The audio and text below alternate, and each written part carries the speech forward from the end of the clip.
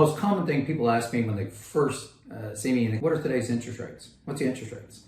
As a running joke, it's always, hey, it's 0%, pay cash.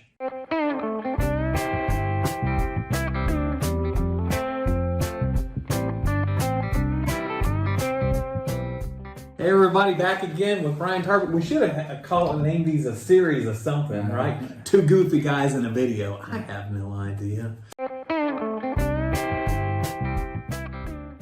Most common thing people ask me when they first see me and they go, oh, you're in the mortgage industry. And I go, yeah. And I go, what are today's interest rates? What's the interest rates? As a running joke, it's always, hey, it's 0%, pay cash. That would be nice. If we all had the cash to be able to do that. So there's a lot of things that go into interest rates. Number one is what loan program are you looking at? Are you looking at conventional, FHA, VA, USDA? Are you trying to get additional money? Two, size of loan. You know, the bigger the loan, the more we love you. Because banks and investors and everybody's going to make more money off you. Mm-hmm. What's your down payment? You know, are you putting a little down or are you putting a lot down? Mm-hmm. What's your credit scores?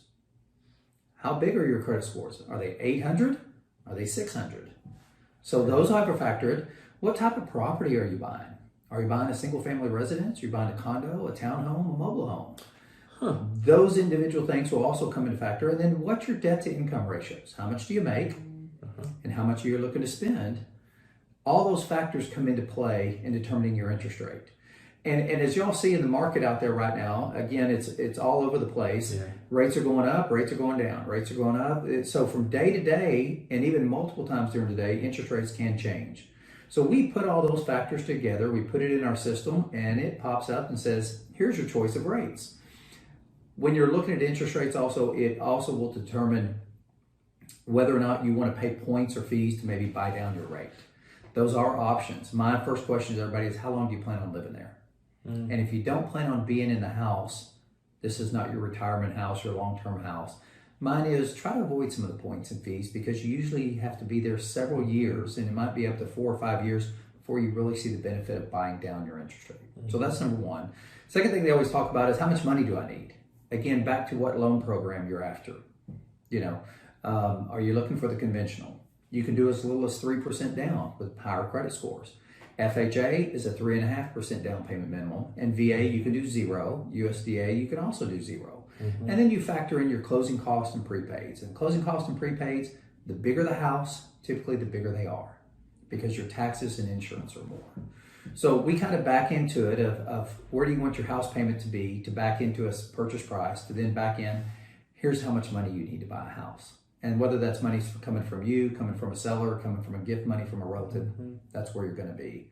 Last one is really how much can I afford? Simple numbers, and here's the easiest way for somebody to do it. If your monthly income is $10,000, you can take your gross monthly income of $10,000, divide it in half. You got $5,000. Now subtract the debts that appear on your credit report and child support or IRS payments. May not show up on the credit report. And we're talking payments. We're not talking balances. So it's not your car balance. It's what your car payment is. Did you get that right? It's the payments, not the full balance.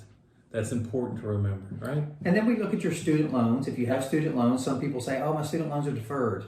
And not anymore. We're still going to calculate what a payment would be on your student loan because eventually someday, as of right now, you're still having to pay those student loans. So we look at those minimum payments on credit cards. You might pay your credit card off every month, but it never has a zero balance because time you in the statement, send you the bill, you make the payment, you've charged some more. So factor all those in. So if you had $2,000 in debt, so we took our income 10, divided in half, got to 5, subtract our $2,000 debt, you can afford a $3,000 a month house payment. And that would be max of what you're looking at. And that's principal, interest, property taxes, homeowners insurance, homeowners association, and any private mortgage insurance, which you get when you do an FHA loan, a USDA, or have more than one loan greater than 80% of the sales price. So simple numbers, you can all do the math in your head. You should be able to figure it out. If I make $5,000, you back into it. If I make $20,000, you can back into what you can afford. Now figure out, what do you want to afford? Yeah. What fits your lifestyle, your plans, your goals? And then we, again, back into a purchase price, and we go, okay, go get with your realtor to look at homes in this price range so it meets your goals and your needs. So a lot of options. So if you're like me, I put it to this kind of analogy. How many people have learned how to cook something new on YouTube? What do? You go a little further, you go as far as you can go and you press stop and you get to that point and maybe rewind a little bit, right? You go back and you look at it. This is the same situation. This is a great video, a great opportunity to really just dive into and make some notes and look at, all right, what is it? What are the 3 things that I can effectively look at today that can get me on the right track? Guys, once again, all we're here to do is just give you information. You're the one that has to do something with it and find out, is it the right time? If it is, and you've done all your due diligence, you've looked at that sheet and you're there, then move forward. Make sure you're prepared. I love that fact of you don't want to get your heart broken because you're looking at too much house or you're looking in the wrong area. There's all those things. Have somebody that you trust on both sides of the fence, on the financial side of the fence and on the real estate side of the fence, of just, you want to find somebody that's truly got the heart of a servant that's there to help you. That's what we're trying to do today. All right, until next time, people, 2 things you know it's true. Number 1, God loves you. Number 2, you know I do as well. Say goodbye. See you later. Bye, guys.